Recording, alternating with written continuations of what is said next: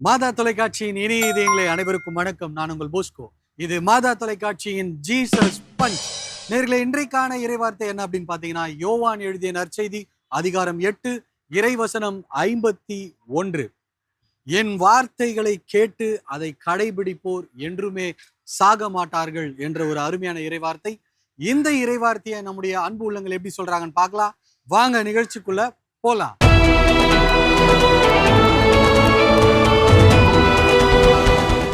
அண்ணா வணக்கம். வணக்கம் சார். உங்க பேர் என்ன? என் பெயர் ராயப்பன். ராயப்பன் அண்ணா, இன்றைக்கான இந்த இறைவார்த்தை உங்களுக்கு பிடிச்சிருக்குன்னு நினைக்கிறேன். சொல்லுங்க மக்களுக்காக. என் வார்த்தையை கடைபிடிப்போர் என்றுமே சாக மாட்டார்கள் சூப்பர் என்பதுதான் இன்றைக்கான உங்களுக்கான வார்த்தை. சூப்பர். நான் இது சொல்லும் போது என்ன தோணுது உங்களுக்கு சொல்லணும்? வார்த்தையை காற்றுக்காகவும் சுவாசித்தலை கடைபிடிப்பதாகவும் உருவகப்படுத்தி சொல்லும் பொழுது நாம் உயிருள்ள காற்றை சுவாசிக்கும் போது கடைசி வரை வாழ்ந்து கொண்டே இருப்போம். ஓகே. எப்படி காற்று கண்ணுக்கு தெரியவில்லையோ அதே மாதிரி நம்முடைய சாகா வாழ்வு நம்ம கண்ணுக்கு தெரியாம என்றுமே வாழ்ந்து கொண்டே இருப்போம். இதுதான் இன்றைய இறைவார்த்தையினுடைய நமக்கான வெளிப்பாடு. சூப்பர் அண்ணா, ஒரு போயட்டிக் மாதிரி பயங்கரமா சொல்லிட்டீங்க. சூப்பரா சொன்னீங்கண்ணா. தேங்க்யூ. ஜாக்குலின் அக்கா வந்து ரொம்ப அழகா இன்றைக்கான இறைவார்த்தை சொல்ல போறாங்க. சொல்லுங்க. என் வார்த்தையை கடைபிடிப்போர் என்றுமே சாக மாட்டார்கள். சூப்பர். மண்ணுலகில் நம்ம இறைவார்த்தையை கடைபிடிச்சு அதைப்படி வாழ்ந்து வந்தோம்னா விண்ணுலகில் நம்மளுடைய நிலை வாழ்வு அர்த்தம் வந்து நம்மளுக்கு கிடைச்சிடும். சூப்பர், பயங்கரமா சூப்பரா சொன்னீங்க. தேங்க்யூ. நன்றி. ராஜ்குமார் பிரதர் இனி இதயங்களே ரொம்ப அழகா இன்றைக்கான இறைவார்த்தை சொல்ல போறாரு. சொல்லுங்க பிரதர்.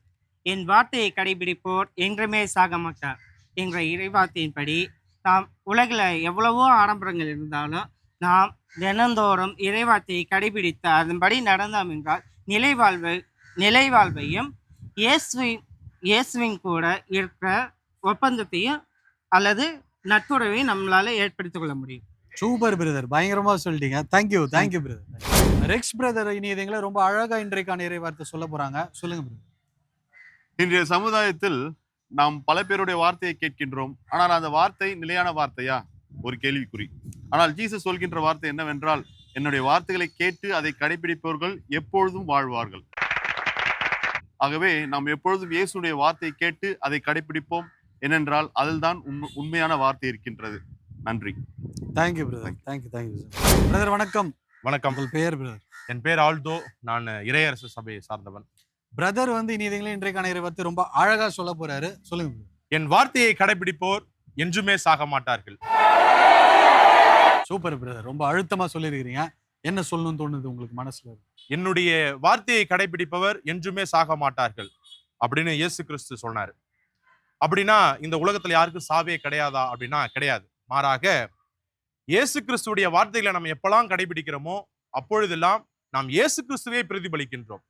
நாம் எப்பெல்லாம் இயேசு கிறிஸ்துவை பிரதிபலிக்கின்றோமோ அப்பொழுதெல்லாம் இந்த உடல் இந்த மண்ணை விட்டு அழிந்தாலும் நம்முடைய நினைவுகள், சொல், செயல் இந்த மக்களிடத்திலே பேசும் பொருளாகவே இருக்கும். அது மட்டுமின்றி நம்முடைய ஆன்மா கடவுளிடம் எடுத்து செல்லப்படுகின்றது.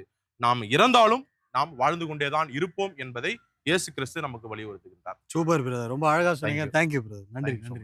என் அன்பு உள்ளங்களே, இன்றைக்கான இறைவார்த்தையை நம்முடைய அன்பு உள்ளங்கள் சகோதரர்கள் ரொம்ப அழகா சொன்னாங்க. அப்படிதான் சொல்லலாம்.